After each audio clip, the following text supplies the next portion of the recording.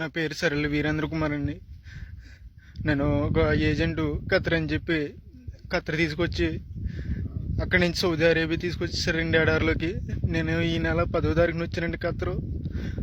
అక్కడి నుంచి 11వ తారీఖున సాయంకాలం నన్ను సౌదీ అరేబియా ఎడారిలోకి తీసుకొచ్చేసారండి.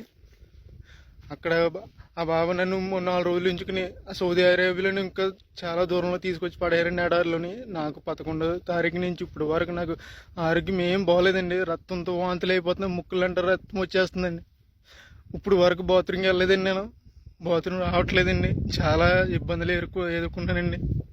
ఎవరైనా పెద్ద మనిషితో నాకు సాయం చేయండి. నన్ను ఈ నరకం నుంచి నన్ను కొంచెం బయటపడండి.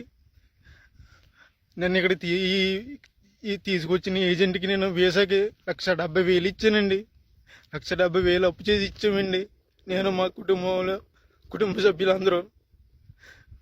ప్లీజ్ నన్ను కానీ ఇలా వదిలేదండి. 10 రోజుల్లో కనుక నేను ఇలా ఉంటే కనుక చచ్చిపోతానండి.